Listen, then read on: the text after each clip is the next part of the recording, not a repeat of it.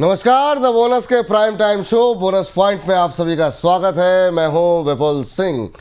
शाम के 7 बजते ही आपकी जेब से लेकर के देश की अर्थव्यवस्था पर असर डालने वाली तमाम महत्वपूर्ण खबरें लेकर के हम पहुंच चुके हैं अपने स्टूडियो और खबरों के विश्लेषण के लिए हमारे साथ जुड़ चुके हैं द बोनस के संपादक अंशुमान तिवारी जी मुंबई स्टूडियो से।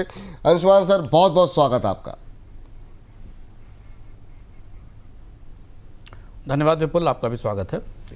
तो अंशुमान सर के साथ अब विश्लेषण शुरू करें उससे पहले आपको जरा फटाफट ये बता देते हैं कि आज मुख्य तौर पर किन विषयों पर हम बातचीत करने वाले हैं। नज़रें हमारी कहाँ रहेंगी, नजर डालते हैं ऑन द शो पर। बुलेटिन में सबसे पहले फूड रेगुलेटर FSSAI की उस खबर से शुरुआत करेंगे जिसमें सभी राज्यों को फल पकाने वाले केमिकल की जाँच के लिए कहा गया है। FSSAI ने ऐसा क्यों किया, इसे समझने की कोशिश होगी। इसके बाद IBC कानून से जुड़ी खबर पर बातचीत होगी। संभावना है कि सरकार IBC कानून में बदलाव करेगी और संसद सत्र में इसको लेकर के बिल ला सकती है। इसकी क्या वजह है, इसे अंशुमान सर से विस्तार से समझेंगे। अमेरिकी राष्ट्रपति ट्रंप ने अपने यहाँ नए डिफेंस सिस्टम की घोषणा की है जिसका नाम गोल्डन डोम है। आखिर में काम कैसे करेगा और कब तक तैयार होगा, इसकी भी पूरी जानकारी आज जानेंगे। इजराइल और ईरान के बीच तनाव बढ़ने की आशंका है। रिपोर्ट में कहा गया है कि इजराइल अब ईरान पर हमले की तैयारी कर रहा है। इसकी वजह से तेल बाजार में उबाल है। अगली खबर भारत और अमेरिका के बॉन्ड की यील्ड से जुड़ी हुई है। दोनों देशों के बॉन्ड की यील्ड का अंतर 22 साल के निचले स्तर पर पहुंच गया है। इसका क्या असर होगा, इसे भी अंशुमान सर से समझने की कोशिश करेंगे। और आखिर में बीजिंग में हुई उस बैठक पर बात करेंगे जिसमें चीन, पाकिस्तान और अफगानिस्तान के विदेश मंत्रियों ने भाग लिया है। लेकिन सबसे पहले बात करेंगे FSSAI से जुड़ी हुई खबर के साथ। फल पकाने में इस्तेमाल होने वाले गैर कानूनी केमिकल्स पर सख्ती के आदेश हैं। फूड रेगुलेटर FSSAI ने सभी राज्यों को निगरानी बढ़ाने के लिए कहा है। FSSAI ने राज्यों के अलावा अपने सभी क्षेत्रीय निदेशकों को मंडियों, फूड मार्केट्स और कोल्ड स्टोरेज में चेकिंग बढ़ाने के लिए भी कह दिया है। सर, किस तरह के केमिकल का इस्तेमाल होता है जिस पर की कार्रवाई की बात अभी की जा रही है? विपुल जी, भारत में फलों को पकाने में, खासतौर से जो कच्चे फल मंडियों में लाए जाते हैं उनको पकाने में खास रसायनों का इस्तेमाल किया जाता है जो खतरनाक हैं और सामान्य रूप से सबको पता है। इसमें एक महत्वपूर्ण रसायन कैल्शियम कार्बाइड है जिसे मसाला कहकर इस्तेमाल किया जाता है। कच्चे फलों को बाग से, पेड़ से तोड़ कर लाया जाता है और फिर कैल्शियम कार्बाइड डालकर उन्हें पकाया जाता है। ये एक खतरनाक केमिकल है जिसका कि मनुष्य के स्वास्थ्य पर असर होता है। और अब जाकर food security safety standard authority को यह लगा है कि इसे प्रतिबंधित किया जाना चाहिए, इस पर सख्ती की जानी चाहिए और इसलिए उसने राज्य सरकारों को आदेश दिया है कि कार्बाइड के इस्तेमाल को रोका जाए। इसके अलावा भी जो एथिलीन गैस है जिसको कि आर्टिफिशियल राइपनिंग फ्रूट एजेंट कहते हैं, एथिलीन गैस इसकी इसके जैसे कुछ विकल्पों को इस्तेमाल करने पर विचार किया जा रहा है जो शायद सुरक्षित हों।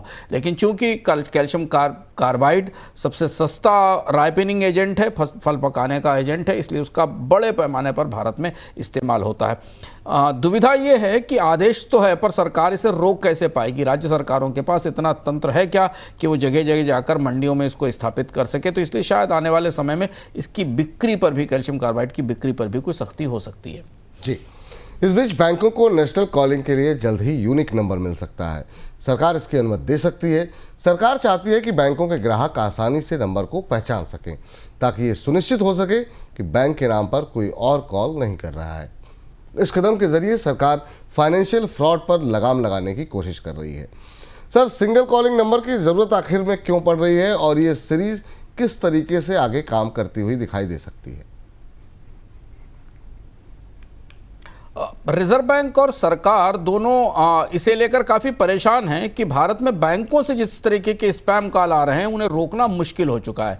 आप और हम भारत के असंख्य लोग प्रतिदिन सरकार, बैंकों और NBFCs में प्राइवेट नंबर से आने वाले कॉल से परेशान होते हैं। कोई आपको कर्ज बेच रहा है, कोई कार्ड बेच रहा है, कोई आपको स्पैम कर रहा है, आपसे सूचनाएं निकालने की कोशिश कर रहा है। तो अब जाकर ये तय हुआ है कि प्रत्येक बैंक का एक अपना यूनिक नंबर होगा जिससे कि उस बैंक का जो ग्राहक है वो उस कॉल को पहचान सके। इसके साथ इसमें 1600 नंबर का 1600 का एक प्रीफिक्स लगाया जाएगा जिसके आगे वो बैंक का नंबर होगा। तो यानी आने वाले समय में जब आपके पास कोई कॉल आएगी तो उसके पहले 1600 लगा होगा, इसका मतलब यह है कि वो वैध नंबर है, और दूसरा उसके बाद आपके खास बैंक का नंबर होगा।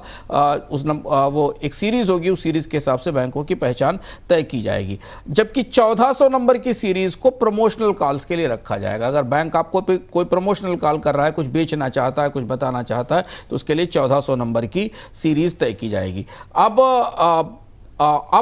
इस परिस्थिति व्यवस्था के बाद ये उम्मीद है कि भारत में बैंकों के अलग अलग नंबर प्रसारित किए जाएंगे और कम से कम उन कॉल्स पर रोक लग सकेगी जो बैंकों के नाम से, बैंकों के भीतर से भी आते हैं और बैंकों के बाहर से भी आते हैं, और जो एक बड़ी चुनौती है भारत के सामान्य बैंक उपभोक्ताओं के लिए। जी, इस बीच केंद्र सरकार इंसॉल्वेंसी कानून आईबीसी में बदलाव कर सकती है। कानून में बदलाव का बिल आगामी संसद सत्र में पेश हो सकता है। बदलाव के जरिए आईबीसी का मामला सीसीआई को सौंपने से पहले क्रेडिटर्स कमेटी से मंजूरी का प्रावधान है। अभी तक क्रेडिटर्स कमेटी की मंजूरी से पहले ही मामला सीसीआई के पास पहुंच जाता है और कई बार प्रक्रिया पूरी करने में भी देर होती है। सर, आईबीसी में इस बदलाव की आवश्यकता आखिर में क्यों देखने को मिल रही है? इसके लिए सरकार एक संशोधन करने जा रही है। ये माना जा रहा है कि सीआईसी, जो भारत का कंपटीशन कमीशन है, वर्तमान नियमों के तहत क्रेडिटर्स कमेटी जिसने कर्ज दे रखा है किसी कंपनी को, और अगर ये इंसॉल्वेंसी में डिफॉल्ट में जाता है, तो ऐसी परिस्थिति में सबसे पहले उसे सीआईसी की मंजूरी लेनी पड़ती है। और बिड करने वाली कंपनियों के लिए बड़ी दुविधा है कि कंपटीशन कमीशन को ये पहले तय करना होता है कि जो बिड करने वाली कंपनी आ रही है वो किसी तरह से कंपटीशन के नियमों को, प्रतिस्पर्धा के नियमों को प्रभावित तो नहीं करेगी, और इससे आईबीसी में बड़ी देरी हो रही है। अब सरकार को यह लगा है कि कंपटीशन कमीशन की मंजूरी अब अनिवार्यता उसकी समाप्त कर दी जाए, और इसके बिना भी प्रपोजल को कमेटी ऑफ क्रेडिटर्स से निकलकर जो आईबीसी की प्रक्रिया है, इंसॉल्वेंसी की प्रक्रिया है, उसमें आगे ले जाया जाए, और इससे जो लंबित मामले हैं उन्हें निपटाने में मदद मिलेगी। और जो सबसे बड़ी उलझन थी, क्योंकि सीआईसी के पास उतना स्टाफ नहीं है, क्षमताएं नहीं है, और इसलिए वहाँ पर से मंजूरियाँ लंबे समय तक फंसी हुई रहती हैं, और जिसकी वजह से आईबीसी में मामलों का निपटारा नहीं हो पाता है। जी, इस बीच केंद्र सरकार के साथ $1.5 अरब के केजी बेसिन नेचुरल गैस विवाद पर रिलायंस इंडस्ट्रीज ने सुप्रीम कोर्ट में याचिका दाखिल की है। इस मामले पर हाई कोर्ट ने रिलायंस इंडस्ट्रीज के खिलाफ फैसला सुनाया था। उसी फैसले को कंपनी ने सुप्रीम कोर्ट में चुनौती दी है। केजी बेसिन में रिलायंस इंडस्ट्रीज को सरकारी कंपनी ओएनजीसी के साथ गैस ब्लॉक आवंटित है। सर, आखिर में पूरा मामला है क्या विवाद है पूरा? ये काफ़ी लंबा, लगभग 1 दशक पुराना विवाद है। जिन लोगों को याद होगा केजी बेसिन के इशू का, रिलायंस के साथ ओएनजीसी का ये विवाद है। ओएनजीसी का मुख्य रूप से विवाद ये था कि केजी बेसिन के जिस ब्लॉक में रिलायंस गैस निकाल रही थी, ओएनजीसी का आरोप था कि उसने अपने बगल वाले ब्लॉक से, जो उसका ब्लॉक है, उससे गैस की चोरी की है, और ये विवाद लंबा चला था। और इसके बाद सरकार की जांच कमेटी की रिपोर्ट के बाद इस कंसोर्टियम को, जिसमें कि रिलायंस भी शामिल है, बाद में निको भी आ गई थी, इस कंसोर्टियम को प्रोडक्शन शेयरिंग कॉन्ट्रैक्ट में विवाद के कारण करीब $1.72 बिलियन के अवार्ड का आदेश हुआ था, जिसे पे करना था। और अब ये डिस्प्यूट इतना बड़ा हो चुका है कि इसमें हाई कोर्ट ने कंपनियों के अगेंस्ट में फैसला दिया था, और इसलिए रिलायंस और उसके पार्टनर्स अब इस हाई कोर्ट के आदेश के खिलाफ सुप्रीम कोर्ट जाकर अपील कर रहे हैं, ताकि उन्हें ये जो देनदारी है, जो जुर्माना उनके ऊपर लगाया गया है ओएनजीसी के फील्ड से गैस निकालने का, अपनी फील्ड के बाहर जाकर उससे उनको बचाव मिल सके। जी, $5 अरब के केजी बेसिन गैस प्रोजेक्ट में सरकारी कंपनी ओएनजीसी दिग्गज ऑयल एंड गैस कंपनियों एक्सॉन मोबाइल, बीपी और शेल के साथ पार्टनरशिप कर सकती है। एक रिपोर्ट के मुताबिक पार्टनरशिप के लिए ओएनजीसी की इन तीनों कंपनियों के साथ शुरुआती बातचीत अभी चल रही है। सर, ओएनजीसी जब इसे पहले से चला रही है तो फिर बाहर से बाकी कंपनियों को लाने की आवश्यकता क्यों पड़ रही है? केजी बेसिन भारत की सबसे अभिशप्त या सबसे मुश्किल में फंसी हुई परियोजना है। एक मामला देखिए, हमने अभी आपको बताया जो 2013 से चल रहा है, उसमें रिलायंस और ओएनजीसी के बीच में टकराव हुआ था। रिलायंस पर ओएनजीसी ने आरोप लगाए थे, उसके बाद फैसला ओएनजीसी के पक्ष में आया था जो अदालत गया है। केजी बेसिन का जो दूसरा वाला ब्लॉक है, केजी बेसिन DWA 98/2 ब्लॉक है जो भारत के पूर्वी तट के ऊपर है, इसे ओएनजीसी चलाती है और ओएनजीसी लंबे समय से इस पर काम कर रही है, लेकिन यहां से ना तो पर्याप्त गैस का उत्पादन हो पा रहा है और ना ये फील्ड अपनी पूरी क्षमता के साथ काम कर पा रही है। 2016 में जब ये जो प्रोजेक्शंस दिए गए थे इससे गैस निकलने के, ईंधन निकलने के, वो पूरे नहीं हुए हैं। करीब 33,000 बैरल पर डे के आसपास आयल और 2.5 MMCMD के बराबर के आसपास गैस इससे निकल रही। और अब अंततः थक हार कर ओएनजीसी इस ब्लॉक को पूरी क्षमता के साथ इसका दोहन करने के लिए निजी कंपनियों से, विदेश की कंपनियों से बात कर रही, जिसमें कि एक्सॉन, BP और शेल से के एक साझा गठजोड़ की संभावना है जो ओएनजीसी के साथ केजी ब्लॉक में काम करेगा। फिर एक बार कोशिश की जा रही है विपुल जी कि विदेश की तेल कंपनियां भारत में निवेश करें। भारत के तेल क्षेत्र को प्राइवेट सेक्टर के लिए खुले हुए लंबा समय बीत चुका है, लेकिन किसी बड़ी विदेशी कंपनी ने भारतीय बाजार में, भारतीय तेल उद्योग में सीधा निवेश नहीं किया है। BP को लेकर एक मुश्किल है क्योंकि BP उस कंसोर्टियम का हिस्सा है जो रिलायंस के साथ काम कर रहा था, तो शायद BP इस ब्लॉक के लिए भागी बोली लगाए, इसमें संदेह है। लेकिन हाँ, शेल और एक्सॉन से उम्मीद की जा सकती है कि वो भारतीय बाजार में इस ओएनजीसी के इस प्रोजेक्ट में निवेश करेंगी। ओएनजीसी दरअसल इसमें फंस गई है और इससे निकलने के लिए वो विदेशी कंपनियों से की मदद चाह रही है और उसके जरिए नया निवेश भी आएगा, ऐसी उम्मीद की जाती है। जी, देश में वाईफाई नेटवर्क को विस्तार देने के लिए सरकार ने 6 गीगाहर्ट्ज के स्पेक्ट्रम के लाइसेंस मुक्त इस्तेमाल को मंजूरी देने का प्रस्ताव दिया है। सरकार के इस कदम से सोनी, एप्पल और मेटा जैसी कंपनियों को फायदा होगा। साथ में वाईफाई के जरिए नेटवर्क स्पीड में बढ़ोतरी भी हो सकती है। हालांकि इस कदम से टेलीकॉम कंपनियों के मार्केट पर चोट पहुंच सकती है। सर, 6 गीगाहर्ट्ज कौन सा स्पेक्ट्रम होगा जिसे मुफ्त देने की बात चल रही है और आखिर में ये इस्तेमाल कहां होगा? सरकार ने 6G के कुछ लो एंड बैंड्स को अब फ्री मुफ्त लाइसेंस देने की तैयारी की है। आमतौर पर इसकी संभावना यह है कि ये जो वाईफाई और ब्रॉडबैंड नेटवर्क है उसमें इस्तेमाल होगा इंटरप्राइजेस के भीतर और एक निर्धारित निर्धारित क्षेत्र के भीतर। इसमें नई कंपनियां आ सकती हैं और जो इस फ्रीक्वेंसी बैंड को ले सकती हैं। इस फ्रीक्वेंसी बैंड से, जैसा आपने कहा, कि जो मौजूदा ब्रॉडबैंड इंटरनेट देने वाली कंपनियां हैं जिसमें एयरटेल है और जियो है, इनके ऊपर असर पड़ सकता है। ये फ्रीक्वेंसी करीब 5922 से 6425 मेगाहर्ट्ज के रेंज की है और इसी को लाइसेंस फ्री करने की तैयारी सरकार कर रही है। और ये इसके लिए एक दस्तावेज, एक चर्चा पत्र जारी किया गया है सरकार की तरफ से। ये 6 गीगाहर्ट्ज का जो बैंड है, इसमें लो पावर इंडोर और very low power indoor systems लगाए जाते हैं, जिससे कि आपके एक छोटे प्रीमाइस के अंदर आपको हाई स्पीड वाईफाई की सुविधा मिल सके। जी, इस बीच अमेरिका की एक रिपोर्ट के बाद ऑयल मार्केट में फिर से उबाल आ गया है। रिपोर्ट में कहा गया कि इजराइल की तरफ से ईरान के ऊपर मिसाइल हमलों की तैयारी हो रही है। हमलों में ईरान के परमाणु ठिकानों को निशाना बनाया जा सकता है। इस रिपोर्ट के बाद कच्चे तेल की कीमतों में तेजी देखने को मिल रही है। ब्रेंट क्रूड का भाव $66 के ऊपर है और WTI क्रूड $63 के करीब है। सर, इजराइल की तैयारी क्या दिखाई दे रही है आपको? ये आज की विपुल जी सबसे महत्वपूर्ण और सनसनीखेज खबर है और जिसका असर हमें पूरी दुनिया के बाजारों पर भी दिखाई दिया। मध्य पूर्व में नई चिंताएं और नई चुनौतियां बनती दिख रही हैं।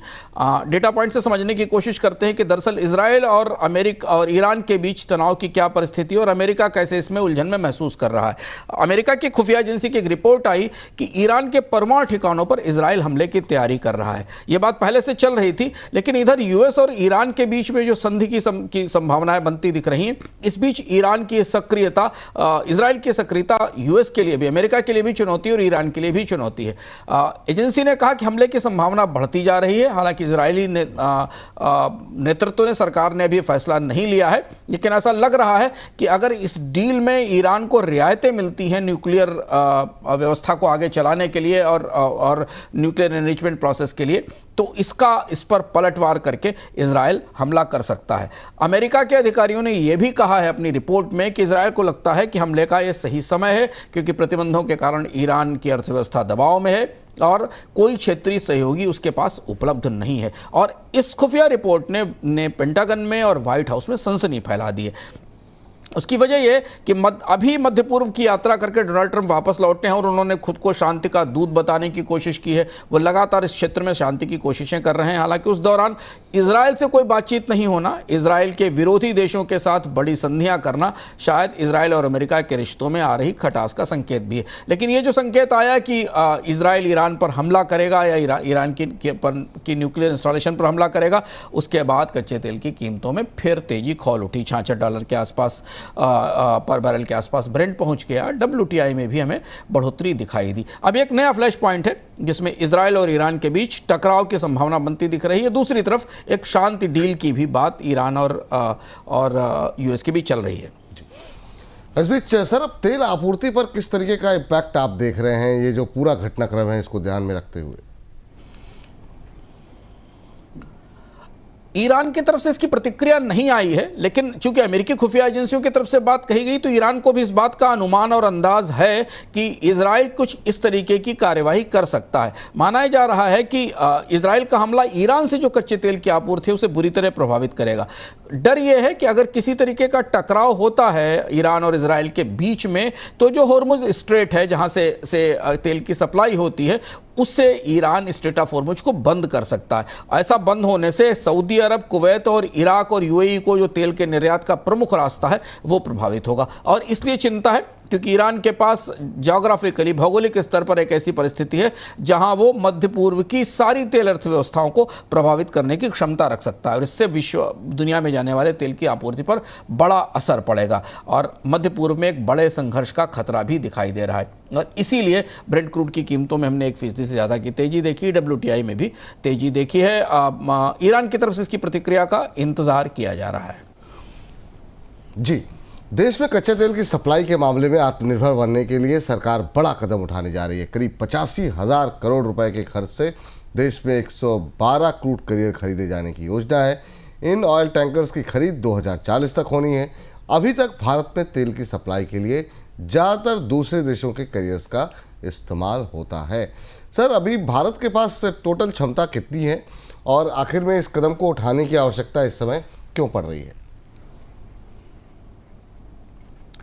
भारत अभी अपने कच्चे तेल की आयात के लिए अंतर्राष्ट्रीय कैरियर्स पर निर्भर है, जिसमें चीन की कंपनियों का हिस्सा सबसे बड़ा है। भारत का जो सबसे बड़ा कैरियर है इंडिया में बना हुआ 238 मीटर लंबा, जिसका नाम महर्षि परशुराम है, जो कि ऑयल टैंकर है, वो दुनिया के सबसे बड़े जो चीन के कंटेनर उनकी तुलना में बहुत छोटा है। भारत की शिप बिल्डिंग इंडस्ट्री अभी बिल्कुल शुरुआती स्टेज में है। भारत में इतने बड़े टैंकर बनाने की क्षमता नहीं है। यह रणनीतिक तौर पर फैसला इसलिए लिया गया क्योंकि अंतर्राष्ट्रीय स्तर पर जो तेल की आवाजाही है उसको लेकर रणनीतिक रूप से बड़े बदलाव हो रहे हैं। जैसे अभी यूरोपियन यूनियन ने रूस पर नए प्रतिबंधों की घोषणा की और इसमें खासतौर से रूस का जो ऑयल सप्लाई फ्लीट है उसको निशाना बनाया गया है। दुनिया में तेल की सप्लाई के नेटवर्क पर चीन का बड़ा हिस्सा, उसका कब्जा है, क्योंकि चीन के टैंकर तेल कैरी करते हैं और इसके अलावा मध्य पूर्व के देशों के टैंकर भी हैं। भारत इस अपनी सुरक्षा की दृष्टि से, अपनी ऊर्जा सुरक्षा को अबाधित रखने के लिए इस तरीके की तैयारी कर रहा है। $10 बिलियन की यह परियोजना है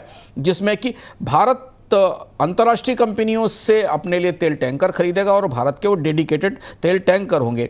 इसके अलावा भारत के में जो काम करने वाली कंपनियां हैं, कोचीन शिपयार्ड जैसी कंपनियां हैं, वो भी नए ऑयल टैंकर बनाना शुरू करेंगी। तेल क्षेत्र में स्ट्रेटेजिक रिजर्व बनाने के फैसले, जो कुछ साल पहले हुआ था, स्ट्रेटेजिक रिजर्व बनाने के फैसले के बाद ये दूसरा महत्वपूर्ण रणनीतिक फैसला है जिसकी तैयारी भारत की तरफ से की गई है। जी, इस बीच अमेरिकी राष्ट्रपति डोनाल्ड ट्रंप ने अमेरिका के लिए नए मिसाइल डिफेंस सिस्टम यानी गोल्डन डोम को बनाने की बात कही है। ट्रंप का दावा है कि इस पर $175 अरब की लागत आएगी और उनका कार्यकाल खत्म होने तक ये ऑपरेशनल हो जाएगा। इस डोम में ज़मीन और समुद्र आधारित रक्षा सिस्टम के साथ अंतरिक्ष का सिस्टम भी काम करेगा, जिसके ज़रिए अमेरिका को मिसाइल हमलों से पूरी तरह से सुरक्षित किया जाएगा। इस डिफेंस सिस्टम को चीन और रूस के हाइपरसोनिक हथियारों का जवाब माना जा रहा है। सर, आखिर में ये डोम है क्या और किस तरीके से काम करेगा और इसे बनाने की आवश्यकता क्यों दिखाई दे रही है अमेरिका को?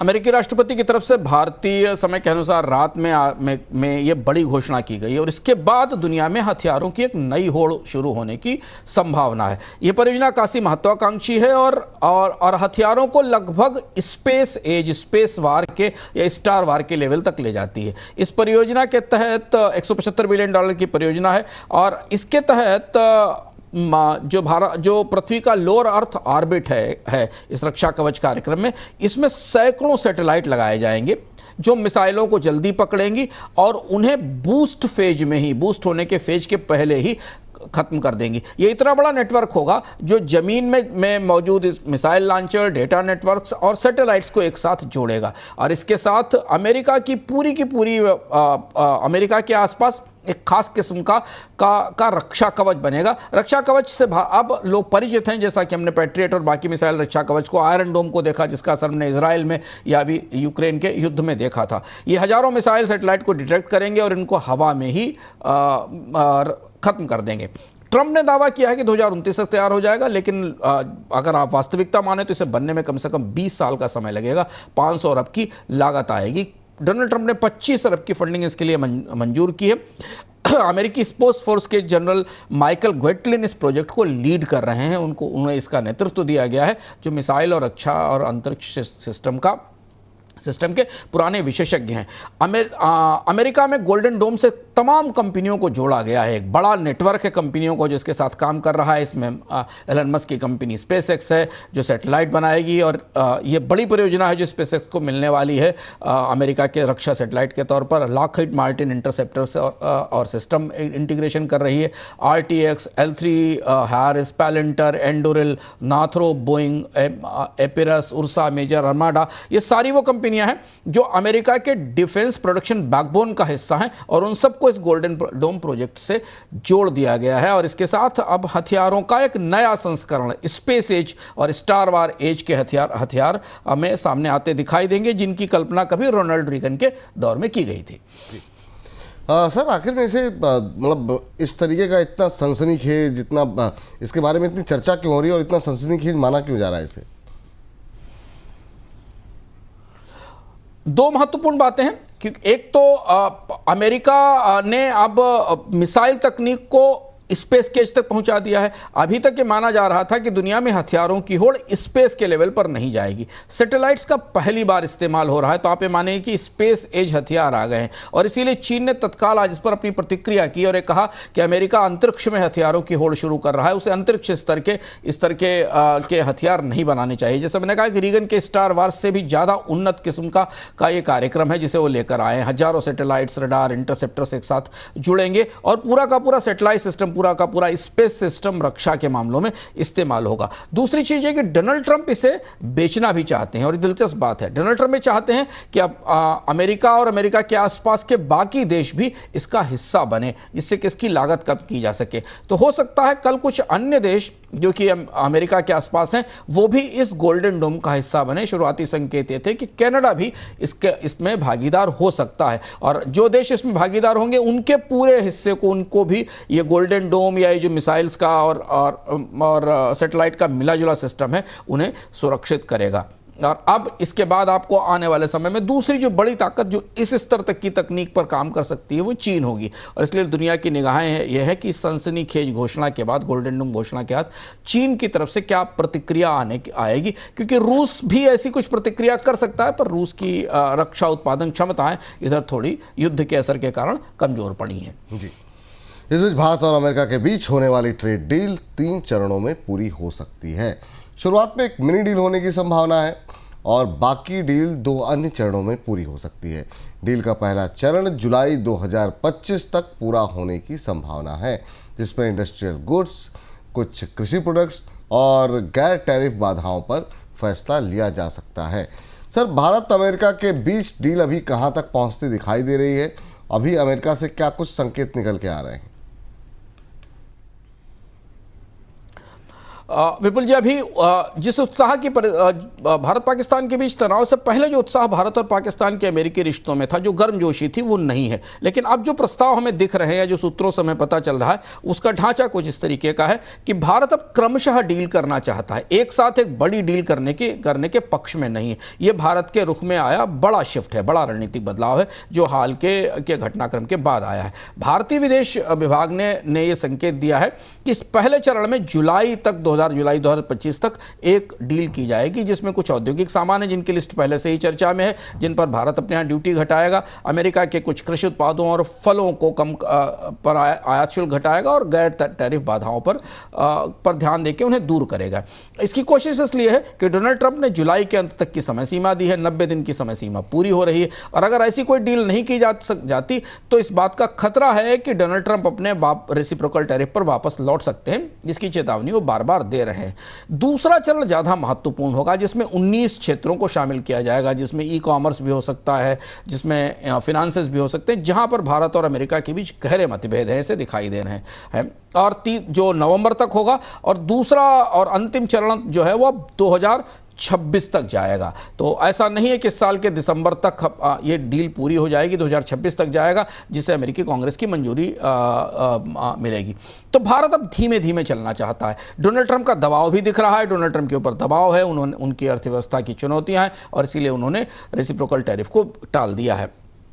भारत और अमेरिका के बीच जो सबसे बड़ा मतभेद, विवाद जो वाशिंगटन से निकलकर सामने आ रहा है विपुल, वो ये है कि भारत की तरफ से कहा गया है कि उसने शून्य टैरिफ का कोई वादा नहीं किया है, जबकि अमेरिकी राष्ट्रपति डोनाल्ड ट्रंप बार बार कह चुके हैं कि भारत अमेरिकी इंपोर्ट्स पर जीरो ड्यूटी की तैयारी कर रहा है, जीरो ड्यूटी से को लेकर सहमत है। ऐसा माना जा रहा है कि भारत ने अपने हाल के समझौते के बाद, खासतौर से यूके से समझौते का सख्त रुख अपनाया है, और अब भारत बराबरी वाली संधि चाहता है, जबकि डोनाल्ड ट्रंप अपने दबाव की रणनीति से सौदेबाजी कर रहे हैं, और वो उन्होंने संकेत भी दिए हैं कि जो समझौता नहीं करेंगे उनके खिलाफ टैरिफ की कार्रवाई की जा सकती है। तो अब संधि को लेकर वो बड़ा उत्साह नहीं है। ये देखना होगा कि जुलाई वाली संधि के क्या प्रावधान होंगे, जिनके संकेत हमें अगले कुछ दिनों में मिलने की उम्मीद है। जी। व्यापार और कूटनीति में अफगानिस्तान के महत्व को देखते हुए चीन और पाकिस्तान ने उसके साथ संपर्क बढ़ाना शुरू कर दिया है। बुधवार को चीन की राजधानी बीजिंग में तीनों देशों के विदेश मंत्रियों ने मुलाकात की। रिपोर्ट के मुताबिक चीन चाहता है कि उसका सीपेक कॉरिडोर अफगानिस्तान तक पहुंचे। इसी को ध्यान में रखते हुए उसने पाकिस्तान और अफगानिस्तान के प्रतिनिधियों को अपने यहाँ बुलाया है। सर, भारत और पाकिस्तान का तनाव और पाकिस्तान को चीन के समर्थन के बाद ये जो बैठक हो रही है, इस बैठक के क्या मायने हैं और इस बैठक से निकलता हुआ क्या दिखाई दे रहा है आपको? विपुल जी, आज की तीसरी सनसनीखेज खबर है। पहली खबर इजराइल और ईरान के बीच युद्ध की संभावना, दूसरी डोनाल्ड ट्रंप का गोल्डन डोम, और तीसरी ये खबर भारत के लिए, भारतीय सुरक्षा और भारतीय कूटनीतिक पक्ष के लिए चिंता में डालने वाली खबर है। चीन ने खुलकर पाकिस्तान का समर्थन किया था भारत पाकिस्तान के तनाव में, और अपने आप को हर सदाबहार और ऑल वेदर फ्रेंड बताया था, और बार बार कहा था कि वो पाकिस्तान के साथ खड़ा हुआ है।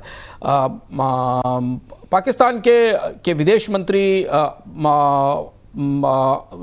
बीजिंग की यात्रा पर थे, मोहम्मद इशाक डार, और उन्होंने अपने काउंटर पार्ट से चीन में वांग से बातचीत की है और मुलाकात की है। और ये बातचीत खासी महत्वपूर्ण इसलिए रही है क्योंकि इस बातचीत के बाद चाइना इकोनॉमिक पाकिस्तान कॉरिडोर, जो कि चीन की सबसे महत्वाकांक्षी परियोजना है, जिसका बड़ा निवेश चीन ने किया है पाकिस्तान में, और जो बेल्ट एंड रोड इनिशिएटिव का हिस्सा है, उसे बड़ा और विस्तारित करना चाहता है। और इसे समझना इसलिए ज़रूरी है कि भारत और पाकिस्तान के बीच तनाव के बीच चीन अपने स्टेक्स बढ़ा रहा है पाकिस्तान में, क्योंकि भविष्य के किसी टकराव की स्थिति में चीन की एसेट्स भी वहां मौजूद होंगी, और जो भारत के लिए चुनौती पैदा करेंगी। पर तीसरी महत्वपूर्ण बात यह थी कि इसके साथ अफगानिस्तान के विदेश मंत्री भी वहां मौजूद थे, जिन्होंने इस बैठक में भाग लिया है। यानी अब चीन पाकिस्तान का इस्तेमाल करते हुए इस पूरे कॉरिडोर को अफगानिस्तान तक भी ले जाना चाहता है और इस अफपाक रीजन में चीन अपनी सक्रियता बेहद आक्रामक ढंग से, बेहद खुले ढंग से बढ़ा रहा है। भारत ने इस पर प्रतिक्रिया नहीं की है, लेकिन इसके साथ चीन और पाकिस्तान के बीच ट्रेड पर भी समझौते हुए हैं, व्यापार को बढ़ाने की पर भी बातचीत हुई है। और चूंकि IMF से मिली नई सहायता के बाद पाकिस्तान की अर्थव्यवस्था की साख थोड़ी बेहतर हुई है, तो चीन की तरफ से नए मदद मिलने की उम्मीद है। भारतीय सुरक्षा पक्ष के लिए, भारतीय कूटनीतिक पक्ष के लिए ये एक नई चुनौती की परिस्थिति बन रही है, जो आने वाले समय में क्या स्वरूप लेती है इस पर हमारी नजर रहेगी। अमेरिका की रेटिंग में हुई कटौती के बाद उसके बॉन्ड की यील्ड में बढ़ोतरी हुई है और इधर भारत के बॉन्ड की यील्ड लगातार घट रही है। इस वजह से दोनों देशों के बॉन्ड की यील्ड का अंतर 22 साल के निचले स्तर पर पहुंच गया है। अमेरिका की बॉन्ड यील्ड 4.49% है और भारत की 6.28। सर, अब अमेरिका की बॉन्ड यील्ड बढ़ने और भारत के शेयर बाजार और बॉन्ड बाजार पर इसका जो है आप किस तरीके से इम्पैक्ट दिख रहे हैं आने वाले दिनों में? यह महत्वपूर्ण घटनाक्रम है और भारतीय शेयर बाजार अब थोड़ा दुविधा में, उलझन में। हालांकि आज हमने शेयर बाजार में सुबह गिरावट और बाद में तेज रिकवरी देखी, बाजार बढ़त पर है और मजबूती पर है। पर अगर अमेरिकी बॉन्ड यील्ड के चश्मे से भारतीय बॉन्ड बाजार को और भारतीय शेयर बाजार को देखा जाए तो दो महत्वपूर्ण फैक्टर उभरते दिखाई दे रहे हैं जो भारतीय बाजार में आने वाले समय में अस्थिरता और वॉलेटिलिटी को बढ़ावा देंगे। पहले हम शेयर बाजार की दृष्टि से समझते हैं। जो निफ्टी 50 बेंचमार्क इंडेक्स की जो अर्निंग यील्ड है, क्योंकि मार्च की तिमाही के जो नतीजे हमारे पास आए उसमें ज़्यादातर कंपनियों के नतीजे बहुत बेहतर नहीं थे, तो जो अर्निंग यील्ड है वो करीब करीब 64 बेसिस पॉइंट गिरी है, जबकि 10 साल के US ट्रेजरी बॉन्ड पर यील्ड में 27 बेसिस पॉइंट की बढ़ोतरी हुई है। यह अंतर ये बताता है कि भारतीय शेयर बाजार की तुलना में विदेशी निवेशकों के लिए अमेरिकी बॉन्ड्स में निवेश इस समय बेहतर विकल्प के तौर पर बन रहा है और इस बॉन्ड यील्ड का असर हमें आने वाले समय में बाजार पर दिखाई देगा। जब भी भारत के equity valuation US bond yield से उल्टी परिस्थिति में होते हैं तब हमें बाजार में उठापटक दिखाई देती है। लगभग ऐसी स्थिति बॉन्ड्स के मामले में भी है, जैसा आपने बताया विपुल की भारत और अमेरिका के बॉन्ड यील्ड में अब अंतर बेहद कम रह गया है। ऐसी स्थिति में भारतीय बॉन्ड बाजार का आकर्षण आने वाले समय में थोड़ा कम होगा, क्योंकि विदेशी निवेशकों के लिए अमेरिका में उन्हें ज्यादा रिटर्न हासिल करने की छूट मिलेगी। हालांकि सेबी ने और सरकार ने भारतीय बॉन्ड में विदेशी निवेशकों के निवेश को प्रोत्साहन देने की कोशिश की है, लेकिन इन दोनों ही इक्विपमेंट में, स्टॉक्स में और बॉन्ड्स में, दोनों में विदेशी निवेशकों के निवेश का पर दबाव रह सकता है। और आने वाले दिनों में चूंकि अमेरिका की बॉन्ड यील्ड ऊंची रहनी है, लंबे समय तक ऊंची रहने की संभावना ऐसा लग रहा है। अमेरिकी अर्थव्यवस्था की जो परिस्थिति है, रेटिंग में गिरावट है, रेटिंग में एक और कट हो सकता है। ऐसी स्थिति में भारतीय शेयर बाजार के साथ अमेरिकी बॉन्ड यील्ड का रिश्ता थोड़ा असमंजसपूर्ण रहेगा और इसका असर हमें बाजार में उतार चढ़ाव या वॉलेटिलिटी के तौर पर नजर आएगा। जी। देश में क्रिप्टो को लेकर के कोई रेगुलेशन नहीं होने पर सुप्रीम कोर्ट ने एक बार फिर से सरकार की खिंचाई की है। कोर्ट ने कहा कि रेगुलेशन नहीं होने से क्रिप्टो के गलत इस्तेमाल के लिए ज़मीन तैयार की जा रही है। कोर्ट ने एक बार फिर से कहा कि गैर रेगुलेटेड बिटकॉइन ट्रेडिंग और कुछ नहीं बल्कि हवाला कारोबार का नया स्वरूप है। सर, सुप्रीम कोर्ट के इस तक जो सख्त टिप्पणी रही है उससे क्या सरकार क्रिप्टो को लेकर के और दुविधा में फंस गई है? क्या आगे चल के इस पर कोई रेगुलेशन आ सकता है? आप कैसे देख रहे हैं ये जो टिप्पणी आई है? क्रिप्टो पर सुप्रीम कोर्ट की आज की टिप्पणी अब उसके पिछले बयान से एक कदम आगे की है और सुप्रीम कोर्ट ने अपने इस बयान में यह भी कहा है, अपनी टिप्पणी में यह कहा है कि क्रिप्टो पर प्रतिबंध लगाना संभव नहीं है। यानी भारत की सबसे बड़ी अदालत अब क्रिप्टो को प्रतिबंध के लायक नहीं मानती, यानी इसे कारोबार को होने देना चाहिए, संकेत है। पर इसके साथ नियम हो, रेगुलेशन हो जिनके जरिए इन्हें चलाने दिया जाए, ये बात सुप्रीम कोर्ट ने कही है।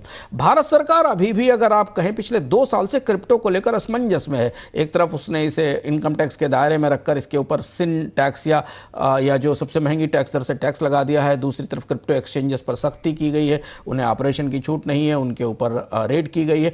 RBI भारतीय रिजर्व बैंक क्रिप्टो से असहमत है, लेकिन अब मामला अदालत में पहुंच गया है और इसके बाद ऐसा अब भारत सरकार की दुविधा और ज्यादा बढ़ने वाली है। क्रिप्टो पर एक बिल भी लाए जाने की संभावना थी 2 साल पहले, पर वो भी बाद में वापस ले लिया गया।